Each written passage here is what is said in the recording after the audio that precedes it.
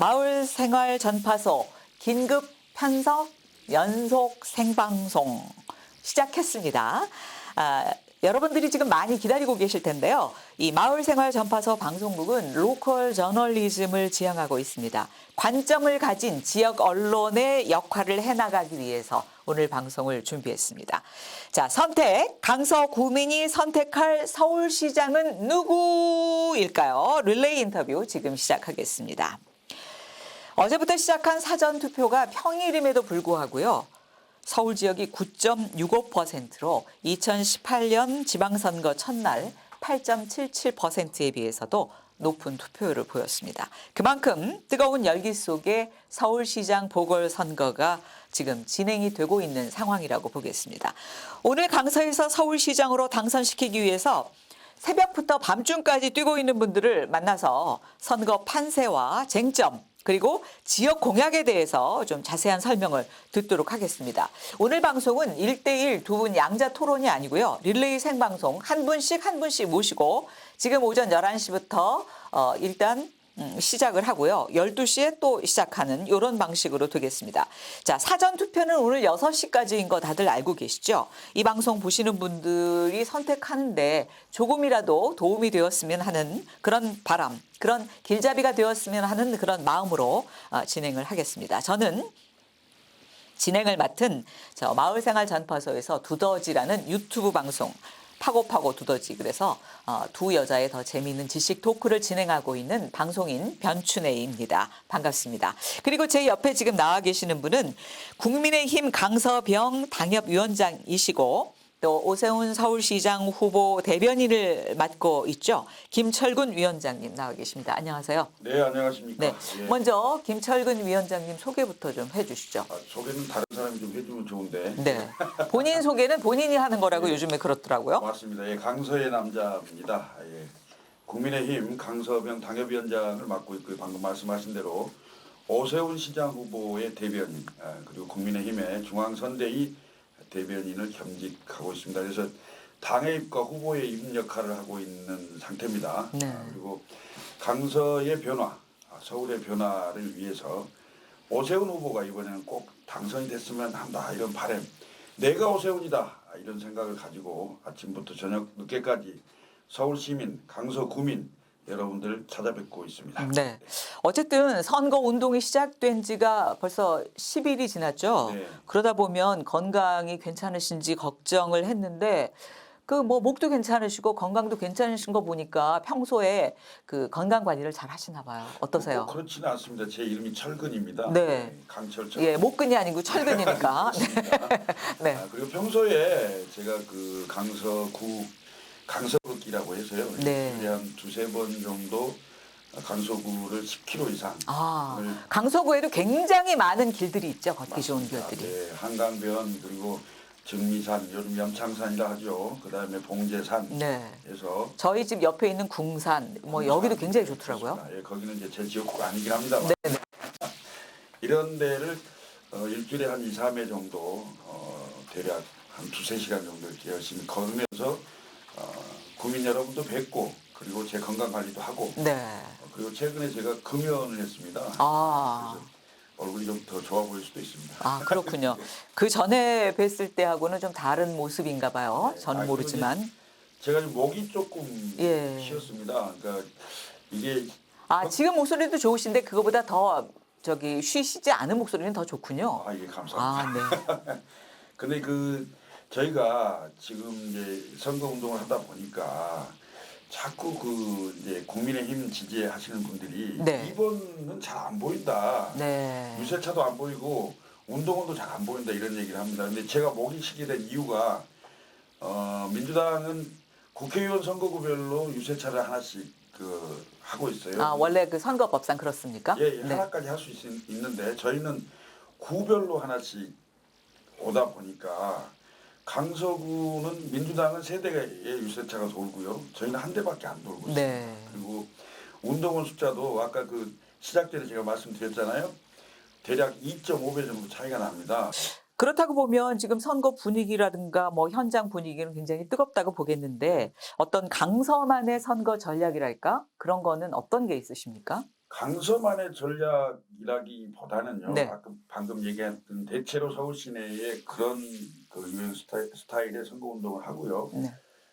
강서라기보다는 저만의 선거운동이라고 할까요? 네, 김철근 네, 위원장님만의. 저는 걸어서 직접 주민을 만나는 네. 선거운동을 합니다. 그러니까 요즘 선거법이 바뀌었어요. 대한민국 국민은 누구나 다 스피커, 마이크를 사용하지 않고는 지지 호소를 할 수가 있습니다. 아, 네. 마이크를 사용하지 운동하기 않고는. 아니더라도 네. 시장이든 사거리든 술자리에서 건배를 하든 아, 그걸 할 수 있어요? 법이 바뀌었습니다. 최근에. 어. 그래서 운동복을 입지 않아도 네. 다 할 수가 있고요. 예. 이런 거 쓰면 안 되고요. 네. 그거 쓰면 안 되고요. 네, 그래서 그냥 저는 육성으로는 가능하다는 말씀. 그렇습니다. 그래서 더 목이 쉬셨을 수도 맞습니다. 있겠네요. 그래서 제가 걸어다니면서 일일이 한 분 한 분 만나는 맨투맨 선거운동에 주력하고 있습니다. 네. 그런데요, 이 오세훈 후보가 지금 사실 여러 가지 쟁점이 있는데도 불구하고 좀 앞서고 있다는 분석이 많은데, 네. 어떤 면에서 정권 심판론이 탄력을 받고 있다고 생각하시는지 좀 여쭤보고 싶습니다. 지금 그 문재인 정부 심판에 대한 어떤 입장이랄까? 그런 거를 좀 얘기를 해주신다면. 뭐 아무래도 이번 선거가 왜 생겼는지, 네. 왜 하게 됐는지에 대한 근본 원인 제공자가 누구냐가 아니겠습니까? 사실은 이게 뭐 참 부끄러운 일이죠. 부끄러운 일이죠. 민주당 소속의 서울시장, 전임 서울시장이 권력형 성비 사건으로 일어난 선거입니다. 그리고 이 선거에 500억이 넘는 서울 시민의 세금이 또 사용된다는 이런 점들이 결코 용납하기 힘든 그런 사정이지 않을까 생각이 되고요. 그리고 지난 4년 동안 이제 문재인 정부가 특별히 잘했다. 이것만은 문재인 대통령이 잘했다. 이렇게 할 만한 게 많지가 않아요. 근데 최근에 부동산 실패가 결정적으로 등 돌리게 한 게 아닌가 이런 생각이 들어요. 25번의 부동산 대책을 내놨습니다만은 부동산 대책을 내놓을 때마다 집값은 뛰고 집을 사지도 못하고 팔지도 못하고 가지고 있지도 못하는 이런 황당한 상황이 생긴 것에 대한 분노라고 생각합니다. 그리고 임대차 3법 최근에 임대차 3법을 주도하고 통과를 시켰는데 그 3법이 통과하기 바로 직전에 네. 청와대 정책실장이었던 김상조 실장, 박주민 의원, 뭐 지금의 김영춘 후보 뭐 이런 분들이 법 시행 전에 아주 대폭 임대를 올려서 네. 그런 책임 때문에 그분들이 지금 물러나기도 그걸 했죠. 솔직하게 시인하면 되잖아요. 근데 무슨 부동산 사장님 탓을 하고 무슨 뭐 집 새들어 사는 사람 탓하고 되겠습니까? 인정해야 됩니다. 인정하고 반성하고 이렇게 할 때 국민들이 귀를 기울이는 건데 인정을 않고 완전 완벽한 위선 내로남불에 우리 국민들이 많이 질렸다. 네. 더군다나 이제 LH 투기 사건이죠. 투기 사건이 나면서 정부에 미공개된 정보를 접근할 수 있는 사람들이 몰래 땅을 먼저 사갖고 그 땅에 대한 엄청난 이익을 취하는 이게 전 국민적 공분을 샀다. 그래서 자, 그러면은 선거 캠프에서 지금 아주 긴장하고 있는 그런 상태라고 볼 수 있겠군요. 그럼요. 아까도 뭐 잠깐 말씀드렸습니다만은 이 서울시장 선거라는 게 항상 개표를 해본 박빙의 선거가 되고요. 네. 그다음에 민주당의 조직력을 자랑하고 있기 때문에 이거에 대해서 긴장 안 할 수가 없습니다. 그렇지만 이제 저는 결과적으로 결국 민심은 조직을 이긴다. 네. 이렇게 생각합니다. 그래서 그리고 원인 제공자였기 때문에 그리고 두 번째는 분노의 투표일 가능성이 높다. 이런 측면에서 본다면 결국 민심은 조직을 이길 것이다. 네. 그렇지만 긴장하고 모두 투표장에 나와 주십사. 이렇게 말씀드리고 있습니다. 네. 자, 이제 그 선거 결과 전망을 이제 이렇게 조심스럽게 지금 예측을 하시는 부분인데 조금 쟁점이 될 수 있는 그런 질문이지만 오늘 이제 상호 같이 나오셔서 토론을 네, 했으면 네. 이건 참 편하게 저는 그냥 두 분 말씀하시는 거에 그거 시간이라든가 이런 것만 보면 되는데 이제는 그게 안 되기 때문에 제가 사실은 그 반대 입장의 역할을 할 수밖에 없는 것을 양해를 드리고요. 쟁점 현안에 대한 몇 가지 질문들을 해보도록 하겠습니다. 자, 많은 분들이 의아해하는 부분 이제 바로 10년 전에 무상급식 찬반 투표 문제 때문에 스스로 이제 그 시장이라는 직을 걸고 했는데 거기서 이제 일단 물러나실 수밖에 없는 그런 상황이었는데 다시 이제 서울시장에 도전을 하셨잖아요. 굳이 그때 그렇게 물러났으면 굳이 나올 필요 없지 않나라는 얘기를 하는 분들도 있는데 그런 면에서는 어떻게 얘기를 할 수 여러 있으신가요? 번 그 부분에 대해서 사과를 하신 걸로 알고 있습니다. 그래서 그때 부분에 대해서 사과를 하면서 지난 10년 잃어버린 10년 서울을 보면서 도저히 이대로 둬서는 안 되겠다라는 네. 생각을 갖고 다시 나오는 걸로 이렇게 알고 있습니다. 네. 그리고 이제 요즘에는 그 뭐 박영선 후보와 오세훈 후보의 그 같은 그 막장 토론에서도 있었습니다마는 끝장 토론이라고 볼 수 있죠. 이 오세훈 후보의 도덕성 논란을 이제 제기를 했었죠. 내곡동 그린벨트 지역 내 수용된 그 아내를 포함한 처가의 땅의 존재를 몰랐다라는 해명. 그리고 해제 지정을 노무현 정부 때 해제 과정이 국장 전결이다라고 해명한 부분, 보금자리 주택 지정하고 수용에 따른 어떤 개발 이득금의 이해 충돌 문제, 또 존재 자체를 몰랐기 때문에 현장 방문한 적 없다. 이런 말씀도 하셨고 KBS 보도 이런 관련자 증언 뭐 이런 것 때문에 거짓말 논란이 일고 있어요. 그래서 혹시 여기에 대해서 해명하실 내용은 있으세요? 나는 그 프레임이라고 생각합니다. 프레임이라는 거는 아니 어떤? 민주당이 거짓말 프레임을 씌우는 거죠. 네. 씌우는 건데 이 땅은 처가 장인 일찍 돌아가셨잖아요. 돌아가시면서 초등학생 때 한 50년 전에 그 처가 상속받은 땅이죠. 그다음에 지분도 8분의 1밖에 안 되는 상황이고, 그다음에 그 개발이 됐을 때 주변 땅보다 뭐 특혜를 받아서 더 많이 그 뭐 보상을 받았다든가 뭐 이런 것도 없어요. 없는데, 그리고 이거 이미 10년 전에 한명숙 후보하고 그 선거할 때 이미 다 나왔던 얘기들이거든요. 근데 뒤져서 뭐 이게 할 만한 게 없었나 봐요. 마치 이 프레임을 씌워서 이걸로 공격하면 뭐 오세훈 후보에게 상처를 입혀서 뭔가 득이 있을 거라고 생각하는데 이미 모든 백약이 무효하다고 저는 생각합니다. 민주당은. 네. 왜? 원인 제공자에다가 그다음에 내로남불의 전형 민낯을 다 보인 사람들이 이거 공격한다고 먹히겠어요?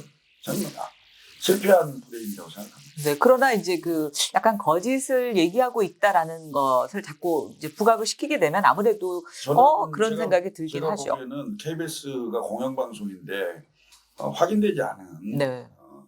그런 얘기를 막 톱 기사로 이렇게 내세우는 게 저희 당에서 이거 문제 삼았고 이미 뭐 고발 조치도 하고 했기 때문에 이건 뭐 나중에 봐야 될 것 같습니다. 네. 그리고 또 한 가지 죄송하지만 더 끔찍하고 가슴 아픈 기억으로 남아있는 이 용산 참사의 원인, 철거민의 어떤 과도하고 부주의한 폭력을 진압하다 발생한 사건이다. 이런 발언 때문에 이 부분이 이제 인권의식이나 뭐 사회적 약자에 대한 배려가 없는 게 아닐까. 이런 얘기도 있었거든요. 그게 이제 관훈 토론에서 나온 얘기인데요. 저도 그걸 봤습니다만 네. 이 부분은 오세훈 후보가 발언이 좀 과했다라고 표현을 했고 또 사과를 여러 번 했어요. 그래서 그 지점은 사과한 걸로 좀 받아주셨으면 좋겠습니다. 네. 일단 사과한 걸로 마무리를 하고 싶으시다. 사실 다소 좀 무거운 주제이지만 시민들이 알아야 될 어떤 쟁점이 되는 사안이라서 후보께 직접 물어볼 수는 지금 없어서 본의 아니게 제가 질문 드린 점, 요거는 양해를 좀 거듭 구합니다. 자, 그럼 다시 이제 지역 현안으로 돌아오도록 하겠습니다. 이 유튜브 라이브로 여러분과 함께 하다 보니까 약간 이 스트리밍이 끊기고 이런 일들이 생방송 중에 일어난 것에 대해서는 여러분께 또 죄송하다는 말씀을 다시 한번 드리고요. 자, 오세훈 후보의 어떤 강서구의 주요 공약으로 이제 이런 부분들이 있는데요. 염창동 지역 준공업지역 규제 완화. 이게 아무래도 좀 우리가 관심이 좀 있어지는 부분이에요. 그래서 자세한 설명이 좀 가능하실지 모르겠습니다. 오세훈 후보가 며칠 전에 우린 블루라인 앞이죠. 이마트 증리역 2번 출구에 네. 와서 유세를 한 적이 있습니다. 그래서 강서구에 두 가지 공약을 했는데요. 하나는 김포공항 때문에 강서구의 자산권이 많이 침해를 당했습니다. 사실은 고도 제한이죠. 고도 제한이 물론 국제 민간 기구죠. 이카오 이카오의 규정 때문에 풀리고 있지는 않습니다만은 이제는 고도 제한이 풀릴 때가 되지 않았느냐라고 그걸 적극적으로 좀 풀어보겠다 이런 의사를 얘기했어요. 그건 굉장히 대단히 중요한 문제입니다. 강서구 지역에 거의 고도 제한이 7, 8% 정도가 해당되는 지역입니다. 네. 근데 그게 풀리면 높이가 달라지겠죠. 강서에 짓는 그 건물의 높이가 달라지겠고 네. 지금 마곡동도 개발했습니다만은 높이는 이제 제한이 있어서 보시면 고도 제한 때문에 무슨 성냥갑 쫙쫙 놓는 그런 별로 제가 보기엔 볼품없는 이런 건물 유형들이 많았는데 그게 훨씬 높아진다는 겁니다. 그래서 자산 가치가 달라질 수 있는 거고요. 두 번째 공약이 이제 중공업 지역 방금 말씀하신 중공업 지역인데 이제 중공업 지역이 주로 우리가 염창동과 등촌일동에 많이 포진되어 있습니다. 중공업 지역을 합리적으로 조정할 필요가 있지 않겠느냐 이런 얘기를 했습니다. 그래서 중공업 지역에 주로 이제 아파트 단지나 이런 게 많이 들어와 있고요. 또 지식산업센터 네. 뭐 이런 건물들이 많이 들어와 있잖아요. 아파트형 공장 네. 이런 것들이 들어와 있고 또 현재는 자동차 공업사 이런 부분들이 많이 있는데 생활 환경을 좀 개선하고 그런 차원에서 중공업 지역을 합리적으로 좀 조정해 보겠다 이런 공약을 직접 했습니다. 그래서 상당히 오세훈 시장이 되면 25개 구 중에 가장 혜택을 많이 볼 수 있는 구 중에 하나가 강서구가 될 것이다 라고 생각합니다.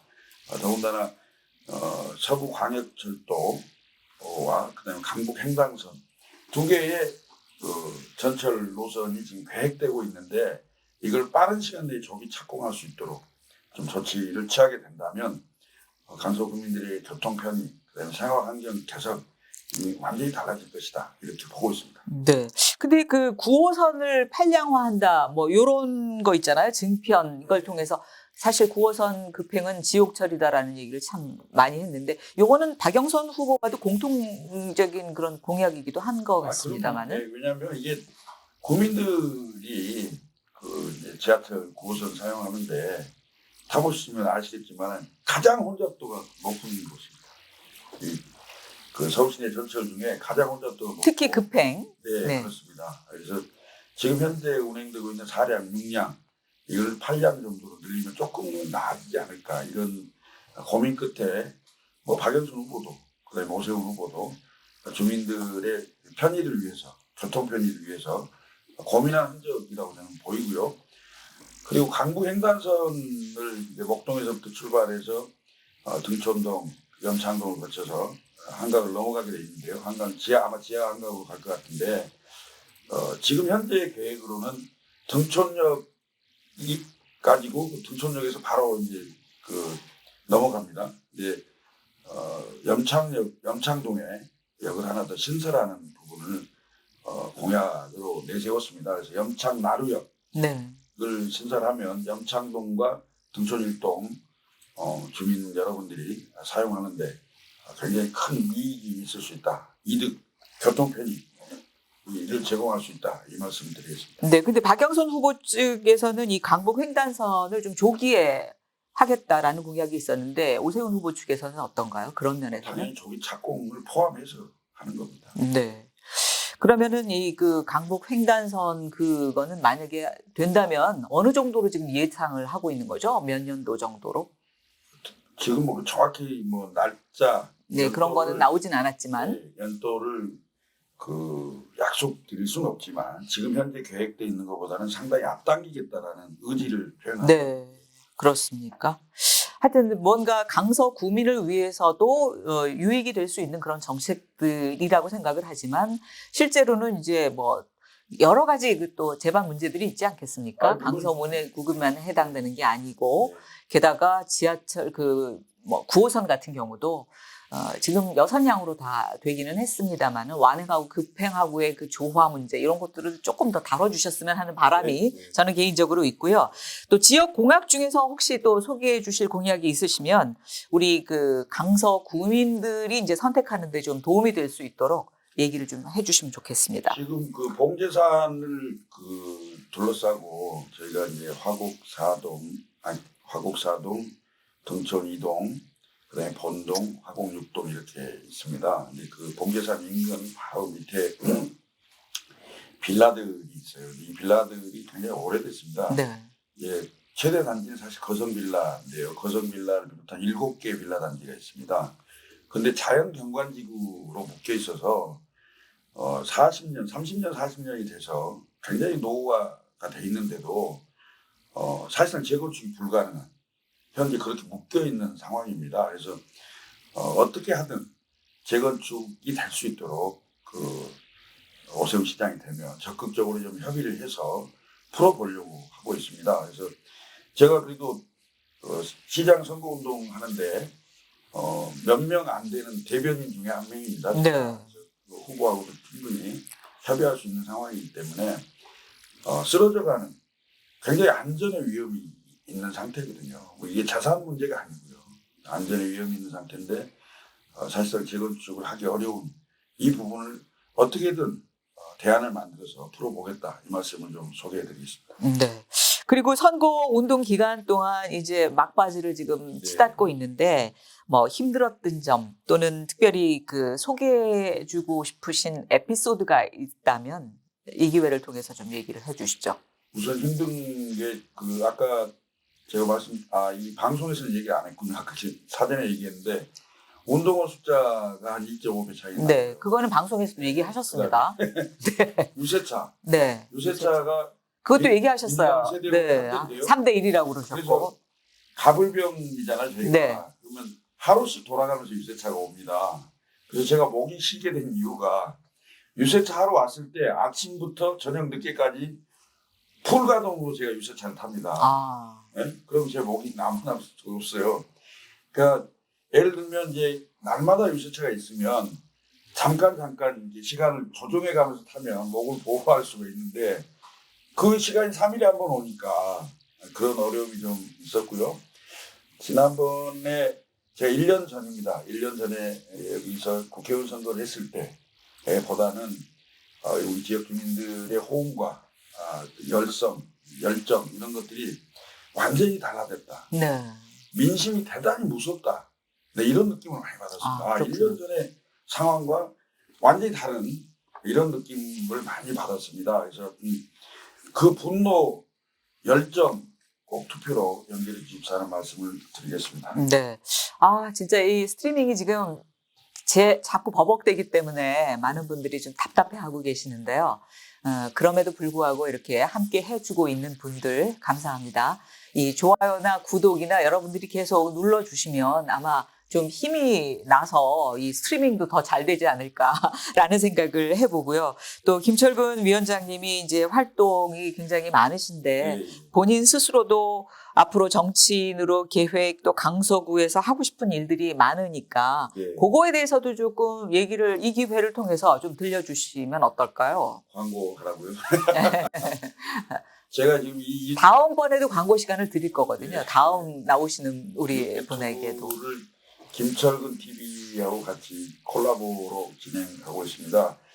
제가 원외위원장이다 보니 상당히 많은 한계가 있습니다. 사실은 실질적인 권한은 없습니다. 없고요. 그리고 뭐 많은 분들이 뭐 야당 제1야당의 원외위원장 하면 무슨 뭐 당에서 마치 월급을 받는 것처럼 생각하시는 분들인데요. 지원이 전혀 없습니다. 네. 지원이 전혀 없고요. 하여튼 뭐 그렇지만 지역의 발전, 변화, 또 민원이 있으면 열심히 국회 또 이제 앞으로 서울시장이 바뀌게 된다면 서울시 쫓아다니면서 강서 구민들의 애로사항을 꼭 해결할 수 있도록 해결사 역할을 열심히 네. 하겠다라는 우선 말씀을 드리겠습니다.